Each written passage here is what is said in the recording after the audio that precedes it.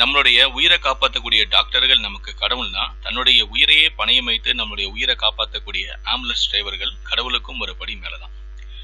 நீலகிரி மாவட்டம் கோத்தகிரி அருகே இருக்கக்கூடிய காத்தநாடு கிராமத்தை சேர்ந்த தம்பதிகள் தான் பவித்ரன், தனியா தம்பதிகள். தனியா கர்ப்பமா இருந்திருக்காங்க. அவங்களுக்கு பிரசவ நாட்களும் நெருங்கிருச்சு. இன்னும் 1-2 நாள்ல அவங்க குழந்தைக்கான டேட் நெருங்கிடுச்சு அப்படின்னு பவித்ரன் தன்னுடைய மனைவியான தனியாவை கோத்தகிரியில் இருக்கக்கூடிய ஒரு பிரபலமான தனியார் மருத்துவமனையான கோத்தகிரி மெடிக்கல் ஃபெலோஷிப் ஹாஸ்பிட்டல்ல கொண்டு போய் சேர்த்திருக்காரு. அங்க ஒரு 2-3 நாள் ட்ரீட்மெண்ட் இருந்தவங்களுக்கு பிரசவ வலி ஏற்பட்டிருக்கு. அதுக்கப்புறம் கடந்த ஒரு வாரத்துக்கு முன்னாடி அந்த தனியார் மருத்துவமனையில தனியா ஒரு அழகான ஆண் குழந்தையை பெற்றெடுத்திருக்காங்க. அதுக்கப்புறம் குழந்தை பெற்ற பிறகு ஒரு 2-3 நாள் சிகிச்சை எடுக்கணும் அப்படின்னு சொல்லி மருத்துவமனை சொல்லியிருக்காங்க. அதனால தனியாவது தம்பதிகள் அந்த மருத்துவமனையில சிகிச்சை எடுத்துட்டு இருக்காங்க. அப்போ எதிர்பாராத விதமாக தனியாவுடைய ஆண் குழந்தைக்கு திடீர்னு மூச்சு திணறல் ஏற்பட்டிருக்கு. மாலை நேரங்கள்ல மூச்சு திணறல் ஏற்பட்டிருக்கு. அதுக்கப்புறம் டாக்டர்களுக்கு இது அதிர்ச்சியா இருந்திருக்கு. என்னடா குழந்தை பிறந்து ஒரு 2-3 நாளுக்கு அப்புறம் இந்த மாதிரி அந்த குழந்தைக்கு மூச்சு திணறல் ஏற்படுது அப்படின்னு சொல்லிட்டு அந்த குழந்தைக்கு அந்த மருத்துவமனையில சிகிச்சை கொடுத்துட்டு வந்திருக்காங்க. ஒரு 2-3 நாள் சிகிச்சை கொடுத்து பார்த்திருக்காங்க. அந்த குழந்தையுடைய உடல்நிலையில எந்த விதமான முன்னேற்றமும் இல்லை. கடந்த 2 நாளைக்கு முன்னாடி உடல்நிலை ரொம்ப மோசமாயிடுச்சு. அப்போ அந்த குழந்தையால சுவாசிக்கவே முடியல. அந்த குழந்தை சுவாசிக்கிறதுக்கே ரொம்ப சிரமம் பட்டுச்சு. உடனே இதை பரிசோதித்த மருத்துவர்களுக்கு அதிர்ச்சியா இருந்துச்சு. உடனே நம்ம இது மேல் சிகிச்சைக்காக நம்ம கோவில இருக்கக்கூடிய அந்த மருத்துவமனைக்கு அழைச்சிட்டு போகணும் அப்படிங்கிற மாதிரி முடிவு பண்றாங்க. உடனே ஆம்புலன்ஸ்க்கான ஏற்பாடுகளையும் செய்யறாங்க. அப்போ ஆம்புலன்ஸ் டிரைவரான அக்கீம் தான் வராரு.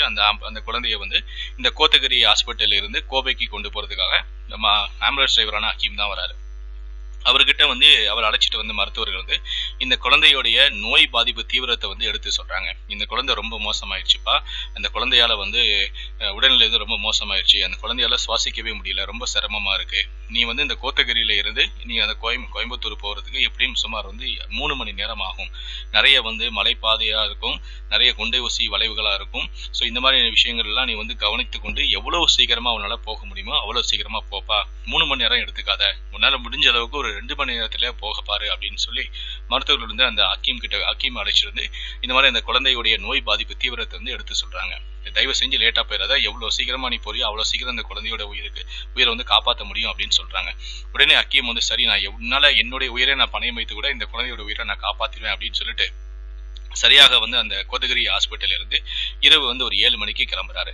அவர் கிளம்பும் போது அந்த குழந்தையுடைய பெற்றோர்களும் அதுக்கப்புறம் குழந்தையுடைய உறவினர் ஒருவரும் அதுக்கப்புறம் ஒரு நர்ஸ் மொத்தம் இந்த 4 பேரையும் ஏற்றிக்கிட்டு அக்கீம் கோத்தகிரி ஹாஸ்பிட்டல்ல இருந்து கோவைக்கு செல்லக்கூடிய அந்த மருத்துவமனைக்கு அங்கேருந்து கிளம்பி வரார்.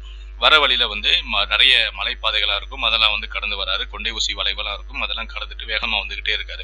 எப்படியாவது இந்த குழந்தைய நம்ம நார்மலா போறதுக்கு 3 மணி நேரம் ஆகும். மருத்துவர்கள் எப்படியாவது இந்த குழந்தைய ஒரு 2 மணி நேரத்திலே கொண்டு போன்னு சொன்னாங்க. ஆனா நம்ம முயற்சி செய்து எப்படியாவது இந்த குழந்தைய 1 மணி நேரத்திலே கொண்டு போயிடணும் அப்படின்னு சொல்லிட்டு அக்கீம் வேகமாகவும் ரொம்ப கவனமாகவும் தன்னுடைய வண்டியை ஓட்டிட்டு வராரு. அவர் என்னதான் வேகமாகவும் கவனமாகவும் ஓட்டிட்டு வந்தாலும் அவர் கரெக்டா அந்த மலைப்பாதையை கடந்து மேட்டுப்பாளையம் வரும்போது ஓடத்துறை அப்படிங்கிற பகுதியில கடுமையான போக்குவரத்து நெரிசல். அந்த ஆம்புலன்ஸால 1 இன்ச் கூட நகர முடியல. என்னடா இது, நம்ம இவ்வளவு தூரம் நம்ம இந்த மலைப்பாதை பகுதியும் இந்த கொண்டை ஊசி வளைவுகளையும் நம்மளுடைய உயிரை பணையம் வச்சுட்டு நம்ம வேகமா ஓட்டிட்டு வந்தோமே, ஆனா இங்க நம்ம இப்படி ஒரு டிராபிக்ல மாட்டிட்டோமே அப்படின்னு சொல்லி அவர் ரொம்ப அப்செட் ஆயிட்டார். என்னடா இது, இப்படி நம்ம மாட்டிக்கிச்சே, இந்த குழந்தையோட உயிரை நம்ம எப்படி காப்பாற்ற போறோம், நம்ம எப்படியாவது 1 மணி நேரத்துல போகணும்னு நினைச்சோமே, இப்படி ஆகி போச்சே அப்படின்னு சொல்லி ரொம்ப சைரன் ஒலியெல்லாம் அதிகமா வச்சு பாக்குறாரு. ஆனா டிராபிக் கிளியர் ஆன மாதிரி தெரியல. உடனே இந்த விஷயத்தை தன்னுடைய சக ஆம்புலன்ஸ் டிரைவர்களுக்கு சொல்றாரு. அதாவது மேட்டுப்பாளையத்தில் இருக்கக்கூடிய சக ஆம்புலன்ஸ் ஓட்டுநர்களுக்கு இந்த தகவல் சொல்றாரு. நான் இந்த மாதிரி ஒரு குழந்தை இந்த கோவை மருத்துவமனைக்கு கொண்டு வந்த பிறந்த குழந்தை 1 வாரம் தான் ஆகுது. அந்த குழந்தைக்கு பயங்கரமான மூச்சு திணறல். 1 ஹவர் கூட நான் உங்களுக்கு சேர்க்கலன்னா அந்த குழந்தையோட உயிருக்கு ரொம்ப ஆபத்தாயிரும். அதனால ஏதாவது உங்களால உதவ முடியுமா அப்படின்னு சொல்லி கேட்கிறாரு. அவர் கேட்ட அடுத்த நிமிஷமே அந்த ஓடத்துறைக்கு 5 ஆம்புலன்ஸ் டிரைவர்கள் வந்துட்டு அவங்க என்ன சொன்னாங்கன்னா, நாங்க உங்களுக்கு உதவுறோம், நான் ரெடியா இருக்கோம், நீ ரெடியா இருக்கியா அப்படின்னு சொல்லிட்டு உடனே என்ன பண்ணாங்கன்னா, அந்த சிக்னல் அந்த டிராபிக் எல்லாம் கூட்ட நெரிசல் எல்லாம் கிளியர் பண்ணிட்டு 5 ஆம்புலன்ஸுமே பைலட் ஆம்புலன்ஸ்கள் மாத்திட்டாங்க. அதாவது இந்த ஆம்புலன்ஸுக்கு முன்னாடி ஒரு 2 ஆம்புலன்ஸும் பின்னாடி 2 ஆம்புலன்ஸும் சேர்த்து 5 ஆம்புலன்ஸுமே அந்த ஆம்புலன்ஸை தொடர்ந்து அப்படியே பைலட் ஆம்புலன்ஸ் பின்தொடர்ந்தே போவாங்க. எல்லாருமே 5 ஆம்புலன்ஸுமே சைலண்ட் ஒலியை பயங்கரமா எழுப்புனாங்க. ஒரு ஆம்புலன்ஸ் சைலண்ட் ஒலி எப்படி இருக்கும், அதே இடத்துல 5 ஆம்புலன்ஸ் 6 ஆம்புலன்ஸோடைய சைலண்ட் தான் எப்படி இருக்கும் அந்த மாதிரி ஒரு ஒலி அனுப்பி இந்த ஆம்புலன்ஸுக்கு வந்து பக்கபலமாக துணை இருந்து அந்த ஆம்புலன்ஸை வந்து எந்த விதமான போக்குவரத்து நெரிசலும் இல்லாமல் வந்து வழி நடத்தி கொண்டு போனாங்க. இந்த விஷயத்தை வந்து கேள்விப்பட்ட மேட்டுப்பாளையம் ஓடத்துறையை சேர்ந்த காவல்துறையும் வந்து இந்த விஷயத்துல கலந்துக்கிட்டாங்க. அவங்களும் உடனடியாக வந்து போக்குவரத்து நெரிசல் எல்லாம் கிளியர் பண்ணிட்டு இந்த ஆம்புலன்ஸுக்கு ஏற்ற மாதிரியான வழிகளையும் ஏற்படுத்தி கொடுத்தாங்க. இந்த ஆம்புலன்ஸ் எல்லாமே இந்த 5 ஆம்புலன்ஸ் வந்து பார்த்தீங்கன்னா மேட்டுப்பாளையம் ஓடத்துறையில இருந்து காரமடை வரைக்கும் வந்தாங்க. அதுக்கப்புறம் வந்து அவங்க வந்து நாங்கள் அது வரைக்கும் வந்து எந்த விதமான பிரச்சனையும் இல்லாமல் வழி ஏற்படுத்தி கொடுத்து அவங்கள காரமடை வரைக்கும் வந்துட்டு வழி அனுப்பி வச்சுட்டாங்க.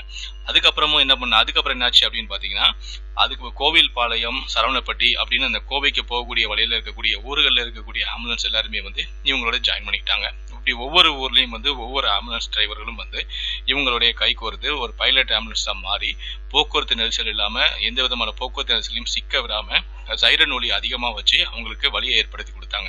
இந்த மாதிரி ஆம்புலன்ஸ் வருது, இந்த மாதிரி குழந்தைய அழைச்சிட்டு வராங்க, இந்த குழந்தையோட உயிருக்கு ரொம்ப ஆபத்து, மூச்சுத்திறனோட வருது அப்படிங்கிற விஷயம் வந்து எப்படி வந்து ஒவ்வொரு ஊர்லேயும் இருக்கக்கூடிய இந்த ஆம்புலன்ஸ் டிரைவர்களுக்கு தெரிய வைக்குதோ அதே போல தான் வந்து அந்த ஊரில் இருக்கக்கூடிய காவல்துறைக்கும் இந்த தகவல் வந்து தெரிவிக்கப்படுது.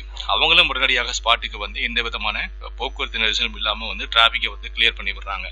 இப்படி பல பேருடைய வந்து உதவினால இந்த ஆம்புலன்ஸ் டிரைவர் வந்து வேகமா அவர் நினைச்ச மாதிரியே வந்து 3 மணி நேரம் எடுத்துக்காம வெறும் 1 மணி நேரத்திலே வந்து கோத்தகிரி ஹாஸ்பிட்டல்ல இருந்து இந்த கோவை மருத்துவமனைக்கு கொண்டு வந்துட்டாரு.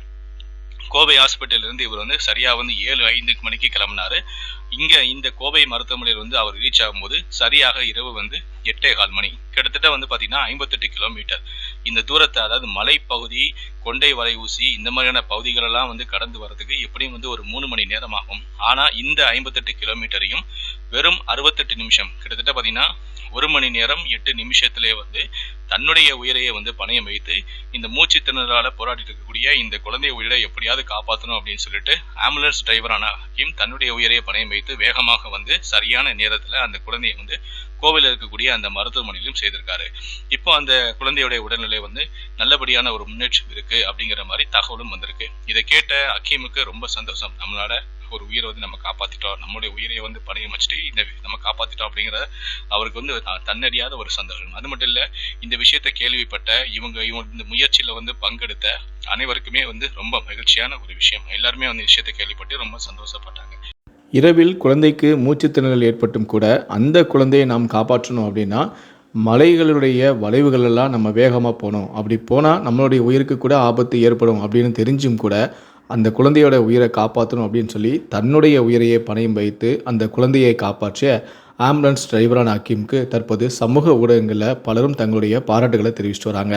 அது மட்டும் இல்லை, ஹக்கீம் எனக்கு உதவி வேணும் அப்படின்னு சொல்லி ஃபோன் போட்டோன்னே அவருக்கு உதவி செய்ய ஓடோடி வந்த அவருடைய சக நண்பர்கள் ஆம்புலன்ஸ் டிரைவர்களான 8 பேருக்கும் வந்து சமூக ஊடகங்களில் தற்போது பாராட்டுகள் குவிந்து வந்து வருகிறது.